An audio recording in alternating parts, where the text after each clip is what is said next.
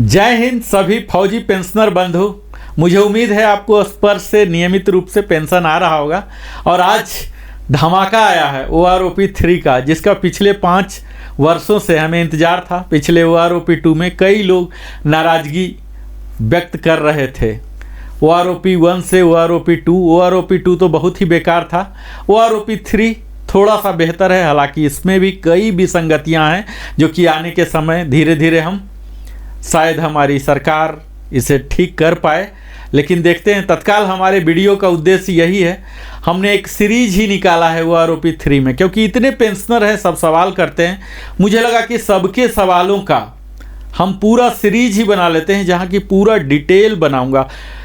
Table, हर table को, यहाँ 121 table हैं और एक एक टेबल में, जैसे टेबल नंबर 1 को ही 41 टेबल बन रहे हैं, तो बहुत ही विस्तार विषय है। तो मैं आपसे सबसे पहला तो यही आग्रह करूंगा कि हमारे चैनल को अगर आपने अभी तक सब्सक्राइब नहीं किया तो सब्सक्राइब कर लीजिए, लाइक कीजिए, कमेंट कीजिए, सगे संबंधियों के साथ भी साझा कीजिए, बेल आइकन पुश कर लीजिए। और फिर आगे की बात करता हूं कि अभी तक हमने अपने इस सीरीज की पहला वीडियो में आपको ओवरव्यू दिया, इंट्रोडक्शन दिया कि क्या OROP है, क्या OROP 3 है, इसके सेलिएंट फीचर्स की बात हमने किया।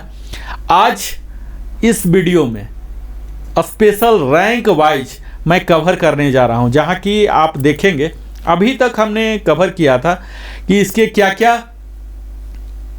हम पहला वीडियो में आपने देखा होगा। अगर नहीं देखा होगा तो आप यहां फिर से देख लीजिए। जस्ट क्विक रिकैप में कर रहा हूं। हमने ब्रीफ हिस्ट्री OROP का बोला, माइलस्टोन दिया, सेलिएंट फीचर्स दिए। हमने इंट्रोडक्शन में बताया कि 1 जुलाई 2024 से यह लागू होगा और सभी जो 30 जून 2024 तक हुए हैं ये सब इसमें शामिल हो जाएंगे। हमने ब्रीफ हिस्ट्री में भी बताया कि OROP 1 में 555 सर्कुलर PCDA प्रयागराज ने जारी किया था, जो कि 4 फरवरी 2016 को लागू हुआ था। 1 जुलाई 2014 से लागू हो गया था। 4 इंस्टॉलमेंट में सभी फौजी बंधु पेंशनर को मिला था। फैमिली पेंशनर के लिए और एवार्डी के लिए सिंगल हुआ था। लगभग इसी प्रकार 666 सर्कुलर OROP 2 के लिए हुआ था, जो कि इशू हुआ था 20 जनवरी 2023 को, और इसकी एप्लीकेबिलिटी ठीक 5 साल बाद 1 जुलाई 2019 को से था। इसमें भी ठीक OROP 1 की तरह ही 4 इंस्टॉलमेंट पे हुए थे और वीर नारियां जो हैं और एवार्डी हैं, इनको सिंगल लमसम में पेमेंट एकमुश्त किया गया था। OROP 3 का माइलस्टोन अगर आप अवगत नहीं है तो यहाँ फिर से मैं रिपीट कर रहा हूँ। इसको कैबिनेट का अप्रूवल गवर्नमेंट ऑफ इंडिया के द्वारा मिल गया है। OROP 3 नोटिफिकेशन जारी हो गया मिनिस्ट्री ऑफ डिफेंस से 10 जुलाई 24 को। कंकरेंस भी फाइनेंस डिवीजन, जो कि MOD का ही हिस्सा है, 12 अगस्त 2024 को यह भी मिल गया। पॉलिसी लेटर, जो सबसे अहम विषय होता है, DSW department of ex serviceman welfare ने जारी कर दिया, जो सेना भवन न्यू दिल्ली सेम MOD के बिल्डिंग में अवस्थित है, 4 सितंबर को। उसी के बाद हम लोग यह वीडियो बना रहे हैं, जो कि अब पता हो गया कि ये टेबल यही सर्कुलर में रिफ्लेक्ट हो रहा। OROP 3 का सर्कुलर अनुमानित रूप से मैं कह रहा हूँ, अंदाज पर 777 नंबर का होगा, क्योंकि अभी तक हमने देखा 555 था, 666 था, तो उम्मीद किया जा रहा, कयास लगाए जा रहे हैं कि 777 नंबर का होगा। जब OROP का सर्कुलर रिलीज होगा PCDA के बाद, तब इसका एरियर पेमेंट, चूँकि अभी स्पर्श ही PDA PSA सब कुछ है, यही सर्कुलर भी जारी करना है, तो उम्मीद की जा रही है जैसे OROP 3 में बहुत ही शीघ्र उसका पेमेंट हो गया था। ये अलग बात है कि OROP 2 में उसके एम्बिट में बहुत ही कम पेंशनर आ रहे थे, बहुत ही कम पेंशनर थे जो लाभार्थी थे, मैक्सिमम का डाउनग्रेड टाइप का ही हो रहा था, तो लाभार्थी नहीं हुए थे। लेकिन जो भी हुए थे उनके तुरंत ही सर्कुलर जारी हुआ। DSW का जो पॉलिसी लेटर आया था, पेंशन लेटर, उसके तुरंत ही बाद सर्कुलर आ गया और तुरंत पेमेंट भी हो गया। तो इसी तरह की कुछ हम भी उम्मीद कर सकते हैं। तो हम उम्मीद कर सकते हैं कि अगले 1 से 2 महीने के अंदर ही आ जाएगा। और एरियर अमाउंट बहुत ही छोटा होगा, क्योंकि जुलाई, अगस्त और ज़्यादा से ज़्यादा सितंबर, तो ये 2 से 3 महीने का ही होगा एरियर, और उसके बाद रिवाइज आ जाएंगे। जैसा कि इसके हमने खास बिंदु में ऑलरेडी कवर कर चुका हूँ, यहाँ रिकैप, इसीलिए क्विकली रिकैप कर रहा हूँ कि 5 साल के बाद, हर 5 साल के बाद होता। इसे स्मूथ बनाने के लिए यहाँ 121 टेबल लगाए गए हैं और 265 पेजेज हैं। इसके सारे सर्कुलर का पेज हमने पढ़ा है और काफ़ी हमने अध्ययन किया। आपको मैं दिखा दूं सारे तीनों सर्कुलर, ये देखिए तीनों सर्कुलर हमने लिया, यहाँ 555, 666 और जो अभी का लेटर है, तीनों को हमने स्पाइरल बाइंडिंग किया और काफ़ी अध्ययन किया हूँ। तब जाके अब मैं पूरा विस्तार में वीडियो बनाने जा रहा हूँ। यह जो कवर हो रहे हैं रिटायरिंग सर्विस स्पेशल के लिए, कवर हो रहे हैं इनवैलिड लिबरलाइज डिसेबिलिटी के लिए, वार इंजरी के लिए, और पेंशन इंक्लूडिंग डिसेबिलिटी एलिमेंट के लिए, इम्पेयरमेंट के लिए, वार इंजरी के लिए, ये सब कवर हो रहे हैं इसमें। Ordinary, special, liberalise family pension और ऑनरी जो कमीशन्ड ऑफिसर हैं, कमीशन्ड अफसर हैं, जेसीओ हैं, अदर्स हैं, एनसी है, ये सब कवर हो रहे हैं। किसके किसके? आर्मी, नेवी, एयरफोर्स, डीएससी के, टेरिटोरियल आर्मी के, retired, discharge, invalidated out, died in service और आफ्टर रिटायरमेंट, तो ये सब कवर हो रहे हैं। इसमें जो अपने मर्जी से ही गए हैं ओन रिक्वेस्ट से, वो कवर नहीं होंगे। इसमें डाउनवार्ड रिवीजन नहीं होगा, पेंशन प्रोटेक्शन होगा। आप कई बार हम आगे टेबल का जिक्र करने जा रहे हैं, यहाँ आप देखेंगे कि माइनस में वैल्यू है, लेकिन किसी को भी माइनस में नहीं मिलेगा, सबको प्लस ही होना है, या तो फिर कुछ भी नहीं मिलेगा। तो यहाँ हम यह देख सकते हैं कि कौन कौन से लोग जो हैं पेंशनर अप्लीकेबल हैं। तो सारे डिफेंस पेंशनर, फैमिली पेंशनर है, रिटायर्ड हैं, डिस्चार्ज हैं, इनवैलिडेट आउट हैं या सर्विस में मृत्यु हो गई, ये सब हमने कवर कर लिया। यह भी कवर किया कि नन अप्लीकेबल कौन कौन से हैं। तो यूके, HKSRA, KCIO पेंशनर हैं, पाकिस्तान बर्मा आर्मी पेंशनर के, reservist pensioner, x gratia pension जिनको मिल रहा, प्री मैच्योर रिटायरमेंट हैं, ये सबको नहीं होगा।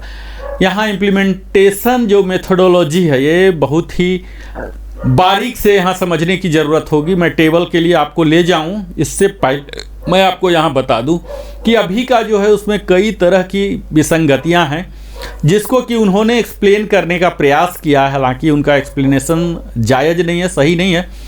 रैंक, ग्रुप और क्वालिफाइंग सर्विस, यही तीनों पर हमारा पेंशन तय होता है, पेंशन का बेसिक।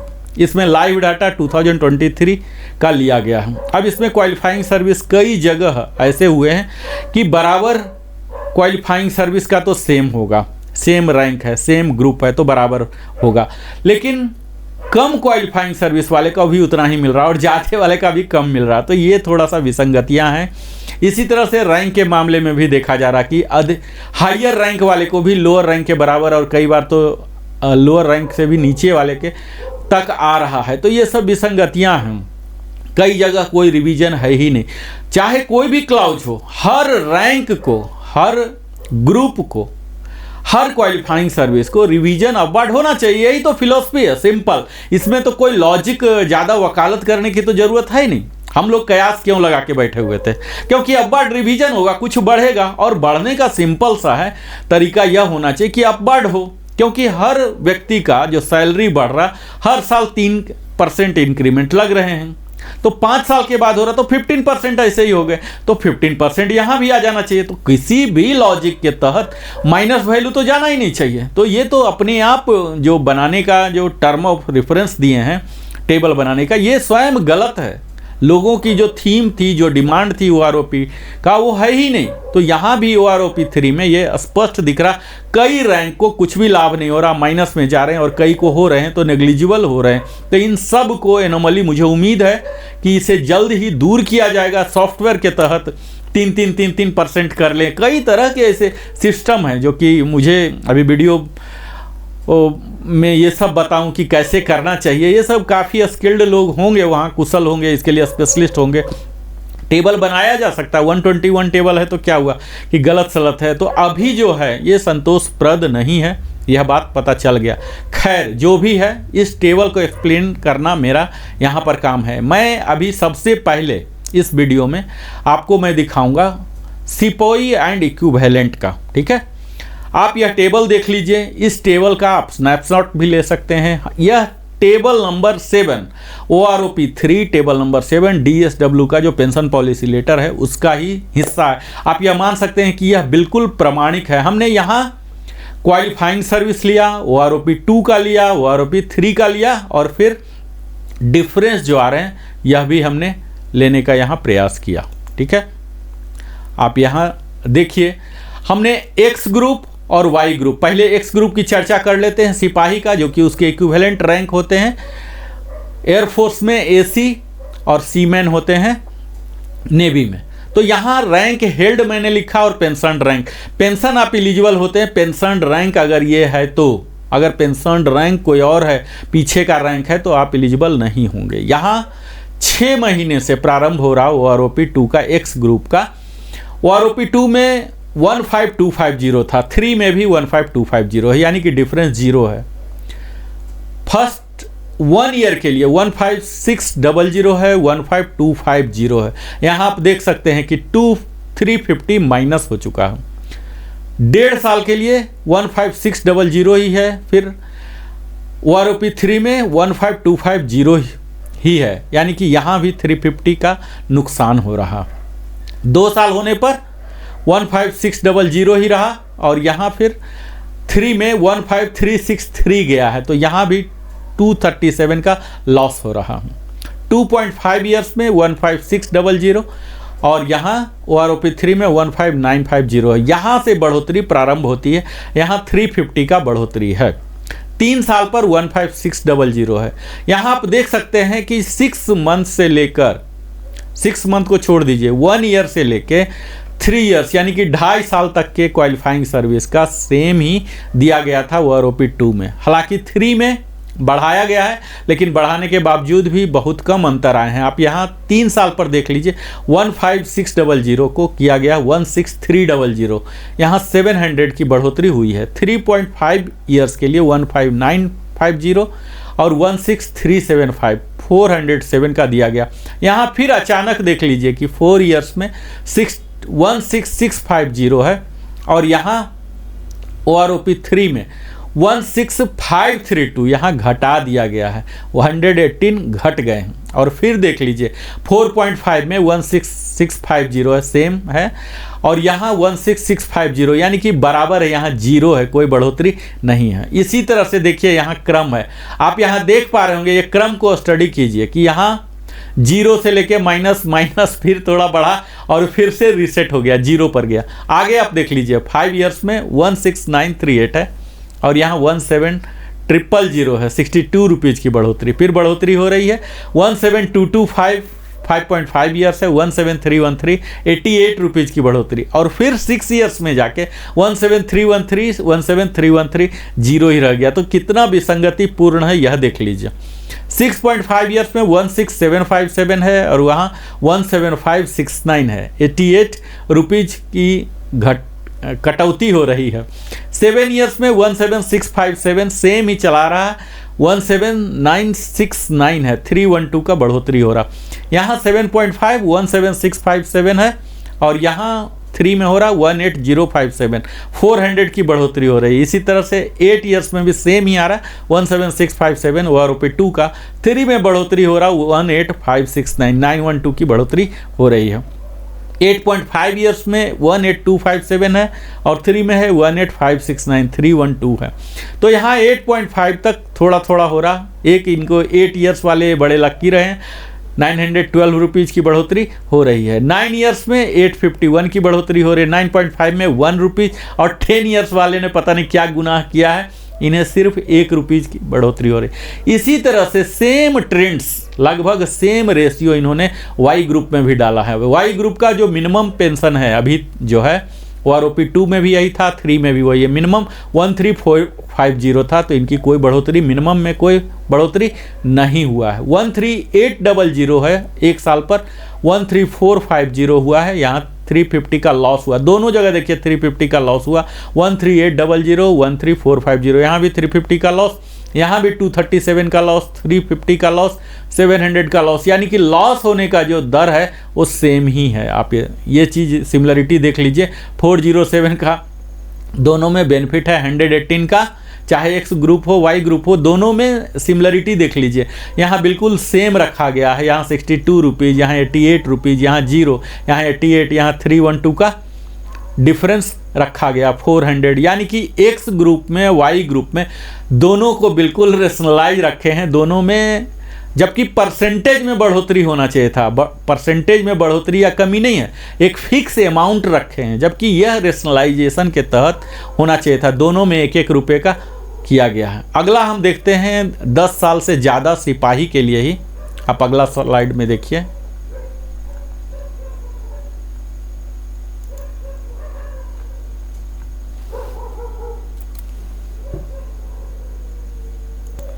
तो अभी तक हमने जो देखा, ये देखा 10 साल तक। अब हम 10 से ऊपर के लिए देख पा रहे हैं सिपाही एंड इक्विवेलेंट के लिए। 10.5 के लिए OROP 2 में था 19275, OROP 3 में सेम 1 रुपीज़ की बढ़ोतरी की गई है एक्स ग्रुप में।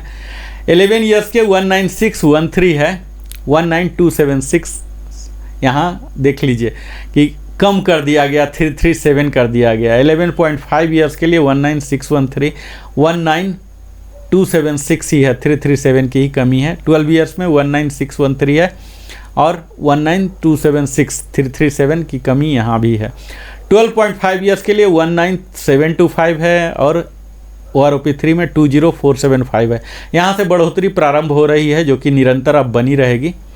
732, यहाँ यह भी एक देखने की बात है कि यहाँ भले ही मैट्रिक्स इन्होंने बनाया है, चाहे ये पिछला टेबल हो 10 साल तक वाला हो या उससे पीछे वाला, लेकिन 10 साल से कम रिटायर होने वाले बहुत कम ही लोग होते हैं। आपने देखा होगा, आपको यह ज्ञान होगा कि आर्मी में पेंशनेबल होने के लिए 17 ईयर्स मिनिमम करना पड़ता है। इसी तरह से एयरफोर्स में मिनिमम 20 ईयर्स करना पड़ता है। नेवी में पेंशनेबल होने के लिए 15 ईयर्स किया प्रावधान है।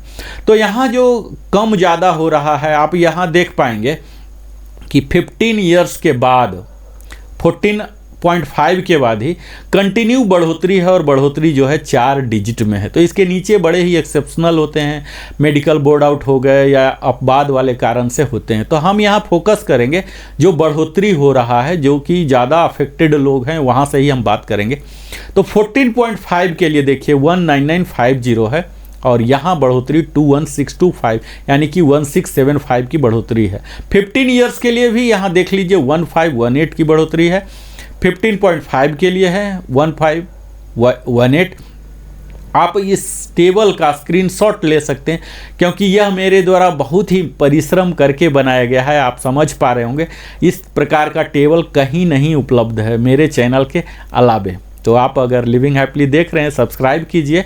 और इस टेबल का अगर आप सिपाही इक्विवेलेंट से रिटायर हुए हैं तो आपके लिए जिस साल का है उस टेबल को, उस स्लाइड को आप स्नैपशॉट ले सकते हैं। 16.5 में देखिए 20607 है और 22125 यानी कि 1518 की बढ़ोतरी हुई है। 20607 कंटिन्यू चल रहा है। यहाँ से कहाँ से 15 ईयर से लेके 19.5 तक सेम रेट चल रहा और यहाँ बढ़ोतरी हो रहा है। OROP 3 में देख लीजिए, यानी कि OROP 3 में यहाँ इन सिपाहियों को लाभ हो रहा, सबसे ज़्यादा लाभ हो रहा 20 ईयर्स में अगर सिपाही ही रिटायर हुए। हालांकि ऐसा होता नहीं होगा 20 ईयर्स में सिपाही रिटायर हुए।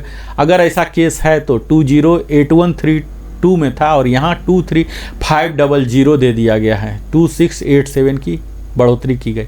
सेम ही जो बढ़ोतरी की मात्रा थी, परसेंटेज नहीं, यहाँ प्रतिशत की बात नहीं है, यहाँ सेम अमाउंट वाई ग्रुप में भी दिया गया है। सेम आप देख पा रहे होंगे, रेड में हमने हाईलाइट करके रखा है कंप्लीट डाटा को। वाई ग्रुप का यहाँ 17475 है, 17476 से 1 रुपया है 10.5। और उसके बाद आप यहाँ देख पा रहे हैं कि 12.5 ईयर्स के बाद से बढ़ोतरी शुरू हो गई है। स्पेशली 14.5 के बाद तो अंधाधुन बढ़ोतरी हुई है। तो जो भी सिपाही से रिटायर हुए होंगे उनको काफ़ी लाभ यहाँ दिख रहा है। अगला हम जाते हैं इससे आगे का। अगर सिपाही, ऐसा बहुत ही कम चांस मुझे लग रहा, अगर सिपाही 20.5 यानी कि 20.5 साल तक किए हैं, 21569 ही कंटिन्यू है, क्योंकि ये इरिलीवेंट है। इससे ज़्यादा कोई सिपाही नहीं होंगे। उनके डिपार्टमेंट के इस तरह से पॉलिसी होगा कि उन्हें अगला रैंक दे दिया जाएगा या डिस्चार्ज जाना पड़ेगा। तो ये इरिलीवेंट टेबल है समझ लीजिए, लेकिन मैट्रिक्स में दिया हुआ था इसलिए मैं भी यहाँ एक्सप्लेनेशन में रखा हूँ, लेकिन इस स्लाइड में मैं ज़्यादा समय नहीं दूंगा। यहाँ आप देख लीजिए जो कॉमनलिटी है, चूँकि मेरा एनालिसिस भी साथ साथ चल रहा, 21569 20+ वाले के लिए है। और यहाँ देखिए आप जो इससे कम वाले थे, यानी कि एग्जैक्ट 20 वाले थे, तो 20 वाले के लिए 20813 था, 23500 पर फिक्स किया गया है। यहाँ बढ़ोतरी ज़्यादा है।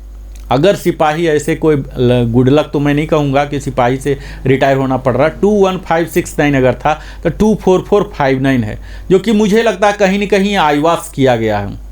यहाँ दिखाया गया कि 2890, सेम चीज़ यहाँ वाई ग्रुप में भी है, यह दिखाया जा रहा है टेबल में कि 2890 की बढ़ोतरी हुई है। लेकिन हकीकत में ऐसे केस होंगे ही नहीं कि सिपाही 28 साल तक रहा। तो अगर ऐसा हुआ है तो 20 से करीब 2890 का दिया जा रहा। तो यह तो सिपाही रैंक का। मैं अगला रैंक को लेता हूँ ऑनरी नायक। ऑनरी नायक आर्मी के और इसके इक्विवेलेंट जो हैं एलएससी होंगे, लीडिंग एयरक्राफ्ट्समैन एयरफोर्स में, और लीडिंग सीमैन होते हैं 1 2 इस तरह से होते हैं नेवी में, तो ये होंगे।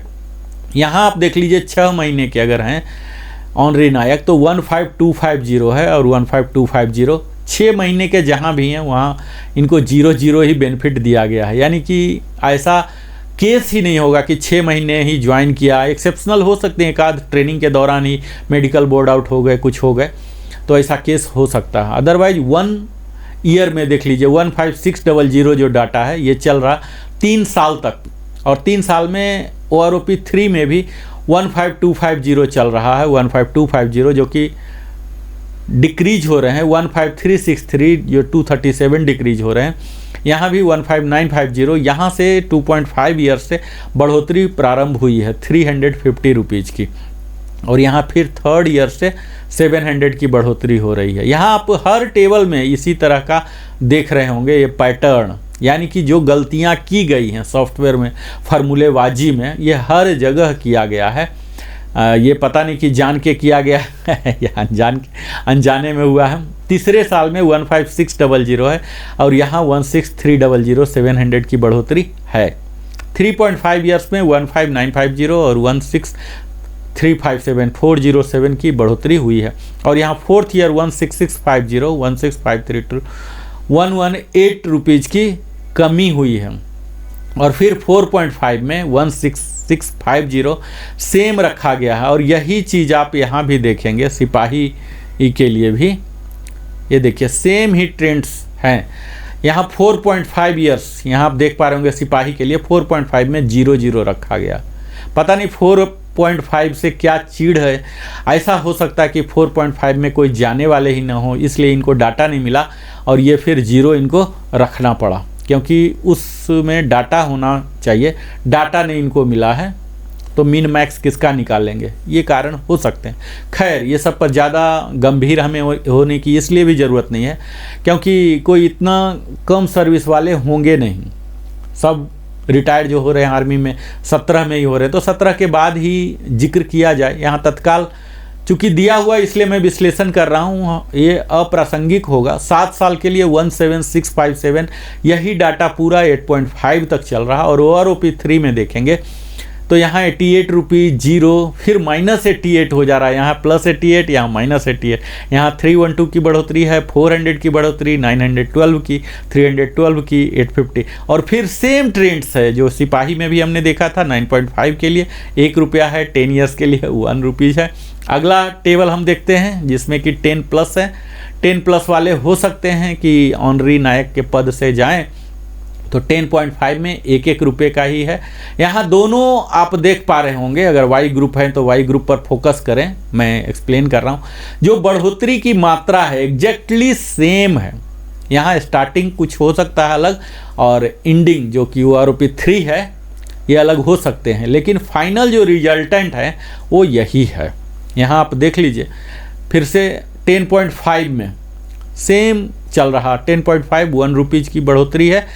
11 में -337 हो गया, फिर 11.5 में 337, 12 में -337, 12.5 में 732 प्लस होना शुरू हो गया, 13 में 732 का प्लस है, 13.5 में 19838 और यहाँ 20457, इस प्रकार 619 की बढ़ोतरी है। 14 में अगेन 19838 है और 20619 781, और यहाँ से 14.5 जो कि सिपाही में भी सेम आप देखे थे 19950 से लेके 21625 यानी कि 1675 यही सब रिटायर हुए हैं। इन्हें डाटा प्रचुर मात्रा में मिले हैं।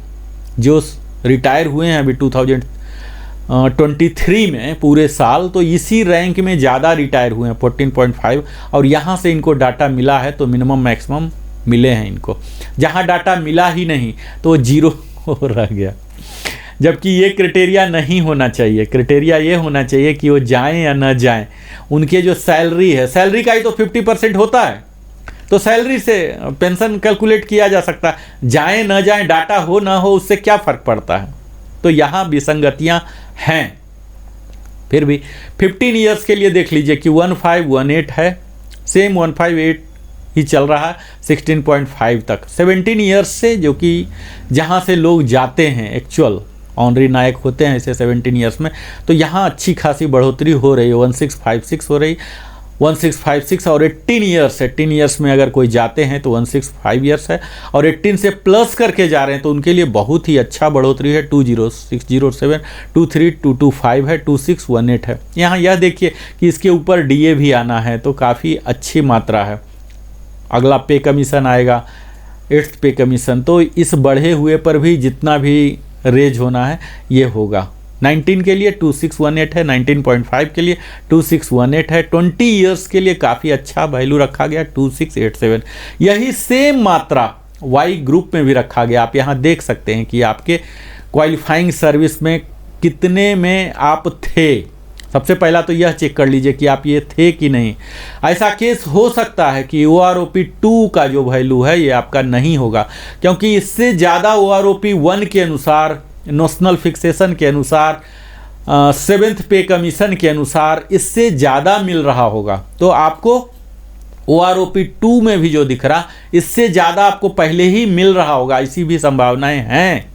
तो आपको वहाँ से लेके अब ये वाला वैल्यू मिलेगा। यानी कि आप यह देख लीजिए कि किसी भी हाल में आपको कम करके नहीं दिया जाए, आपके डिसएडवांटेज के लिए यूज नहीं होंगे। यहाँ भी देख लीजिए कि जो ऑनरी नायक है ऐसे बड़े ही रेयर होते हैं। यहाँ भी कुछ ट्रिक किया गया है। क्या ट्रिक है आप समझ ही पा रहे होंगे। 2890 की बढ़ोतरी हुई है यहाँ भी, जो कि प्रासंगिक नहीं है। 28 साल तक कोई भी नहीं रहेगा, पॉलिसी ही नहीं है कि कोई ऑनरी नायक ही रहे और इतना आगे तक जाए। तो यह टेबल बिल्कुल ही अप्रासंगिक है और इसे विश्लेषण में लेना मेरे लिए एक समय की बर्बादी होगी।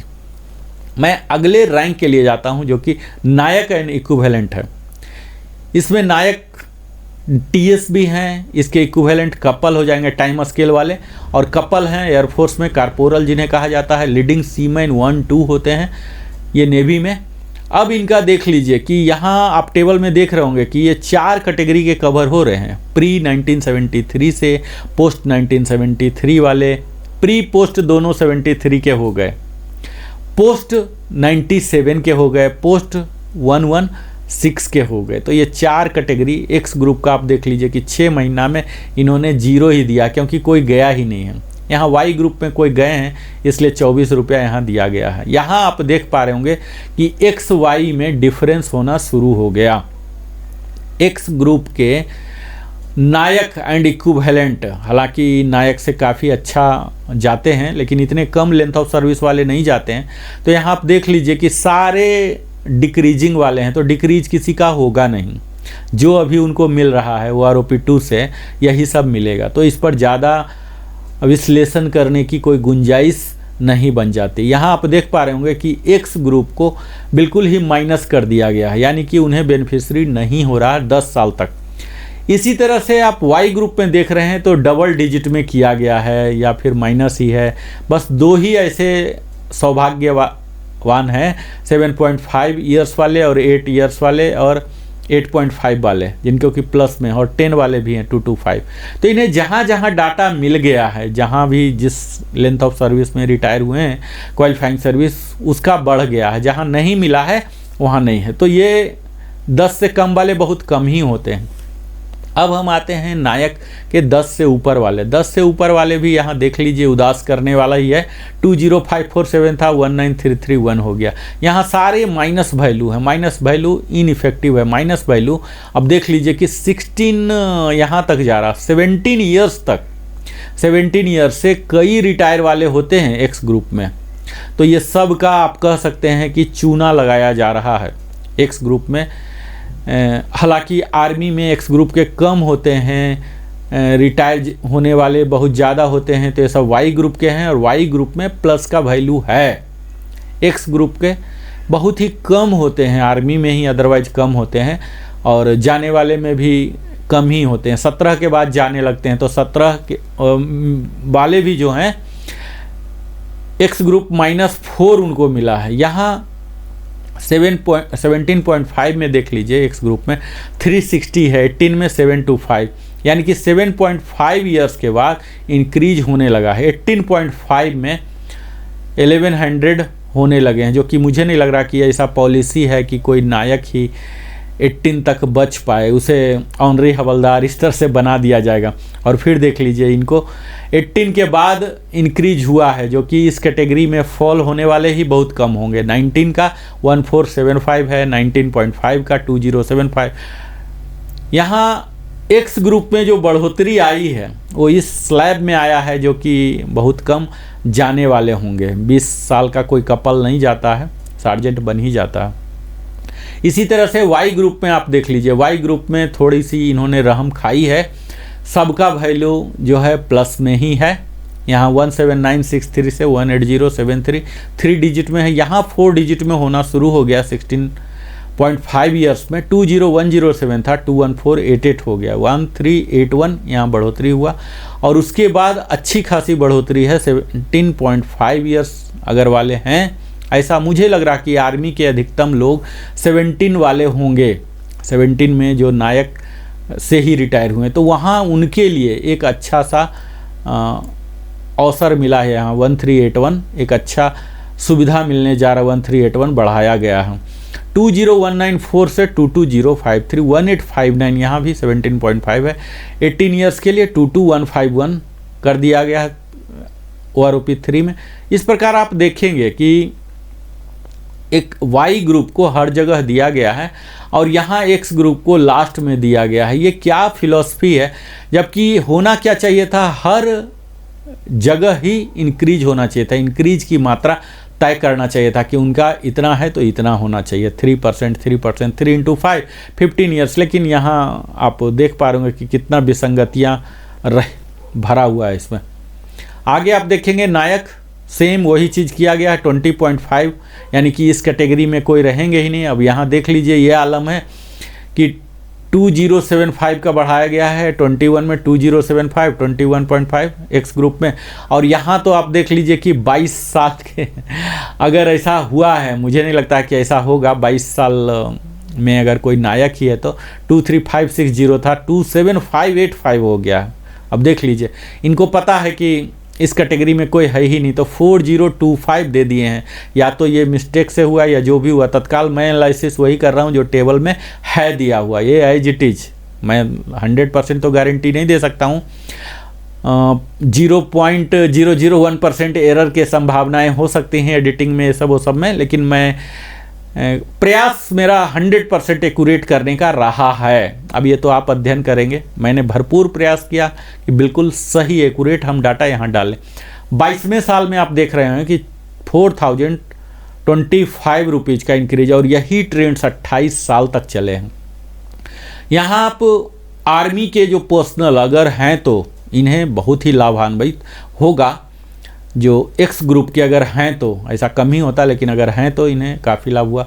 वाई ग्रुप में यही रेशियो नहीं दिख रहा, जबकि शुरू में वाई ग्रुप एक्स ग्रुप का सेम मात्रा रखा गया था, यहाँ मात्रा चेंज कर दिया गया है, लेकिन वही सेम मात्रा, सब कुछ सेम है 23 ईयर से लेके 28 ईयर्स तक का। यानी कि इस 5 साल में कोई जाने वाले थे ही नहीं, उनको कोई भी डाटा नहीं मिला 23 में एवरेज वैल्यू लेने के लिए। तो यहाँ जो भी मिला लोअर वाले वही इन्होंने ले लिया।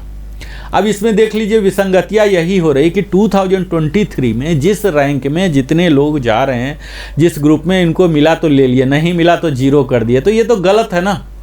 आप पेंशनर को एडवांटेज देने जा रहे हैं, रिवीजन देने जा रहे हैं। OROP की मुहिम शुरू की गई थी बढ़ाने के लिए, न कि किसी न किसी ऐसे तर्क को देकर कम कर देने के लिए। आपको पता है कि पेंशन तो बढ़ा ही है, चाहे उस रैंक का आदमी, उस लेंथ क्वालिफाइंग सर्विस वाला उस ग्रुप में बाहर गया या नहीं गया, लेकिन उसके सैलरी तो बढ़े हैं। पेंशन तो बाई प्रोडक्ट है सैलरी का, तो अगर सैलरी बढ़ा है तो पेंशन बढ़ना चाहिए। तो सैलरी से कनेक्ट होना चाहिए, ना कि बाहर जाने वाले का क्या पेंशन है उससे। बाहर जाने का पेंशन अगर नहीं गए तो ये महज एक संयोग की बात है, सैलरी से तो जाएंगे। तो जो सैलरी आपने फिक्स कर दिया सर्विंग वाले का, वही पेंशन का होना चाहिए। सिंपल सा फिलॉसफी यहाँ होना चाहिए, लेकिन पता नहीं सिंपल सी फिलॉसफी को इन्होंने अपने फ़ायदे के लिए नहीं किया है। अगला जो आता है rank honorary havildar and equivalent है। ऑनरी हवलदार इक्विवेलेंट ये सिर्फ आर्मी में ही होते हैं, बाकी दोनों सर्विस में मैंने देखा नहीं। 6 महीने के लिए 0-0 होते हैं और यहाँ वाई में 24 रुपये 24 रुपीज़ उन्होंने दिया है। अब यहाँ देख लीजिए कि ऑनरी हवलदार यानी कि इतना क्वालिफाइंग सर्विस हो गया है, कम से कम 18 साल 24 साल हुआ है तभी ऑनरी दिया गया है। तो ये सब माइनस में है, क्योंकि यहाँ कोई गए ही नहीं होंगे, तो माइनस वाले पर ज़्यादा एनालाइज करने की ज़रूरत नहीं है। एक्स ग्रुप में कोई भी ऐसे हैं नहीं जो गए हैं, इसीलिए सब माइनस वैल्यू हो गया। तो इन लोग का जो पेंशन है वो आरओपी 2 से या वो आरओपी 1 के तहत जो रेगुलेटेड है यही रहेगा। तो यहाँ ज़्यादा एनालाइज करने की गुंजाइश नहीं है। यहाँ एक वाई ग्रुप में देख पा रहे होंगे कि डबल डिजिट में है सारे, कुछ माइनस में है, बस 3 ही लक्की रह गए हैं, 7.5 साल, 8 साल, 8.5 साल वाले और एक 10 साल वाले 225। कोई रिटायर ऐसा हुआ होगा 10 साल में, इस वजह से इनको डाटा मिल गया है। आगे हम बात करते हैं ऑनरी हवलदार का ही। यहाँ 10.5 में फिर से माइनस ही जा रहा, ये माइनस वैल्यू -4 तक जा रहा, 17 साल तक। इसका मतलब है इनके पास कोई भी डाटा नहीं मिला और हमें एनालाइज करने की कोई ज़रूरत है ही नहीं, इसमें कोई होंगे नहीं, ठीक है, तो कोई जिक्र करने की ज़रूरत नहीं। यहाँ वाई ग्रुप में कुछ हो सकते हैं आर्मी के, एक्स ग्रुप ज़्यादा एयरफोर्स में होते हैं, नेवी में भी कम होते हैं और आर्मी में तो बहुत ही कम एक्स ग्रुप होते हैं। एविएशन ग्रुप, एविएशन रेजिमेंट है और कुछ खास रेजिमेंट ही हैं जिसमें एक्स ग्रुप के होते हैं, अधिकतम वाई के ही होते हैं। तो वाई वाले गए हैं तो वाई का डाटा आया है और वाई का प्लस भी आया है। अगर कोई ऑनरी हवलदार, ऐसा हुआ नहीं होगा, लेकिन कोई स्पोर्ट्समैन है या कुछ मेडिकल ग्राउंड पर बाहर गए हैं, बोर्ड आउट हुए हैं, तो उनमें ये बढ़ोतरी है ट्रिपल डिजिट में, 500 से 600 के एवरेज वैल्यू में यहाँ बढ़ोतरी है, अच्छी खासी बढ़ोतरी जो 16.5 ईयर्स के बाद और वाई ग्रुप में देखा जा सकता है, जहाँ से कि स्टार्ट होता है इनके डिस्चार्ज, लोग जा रहे होंगे 1381 का डिफरेंस है। और यहाँ 20194 था वो आरओपी 2 में, और जो कि बढ़कर 22053 हो चुका है, 1859। तो यहाँ 1844 हो रहा है 18 साल में, 18.5 में 1182। इसी तरह से 20 ईयर्स में मैक्सिमम हो रहे हैं 1759।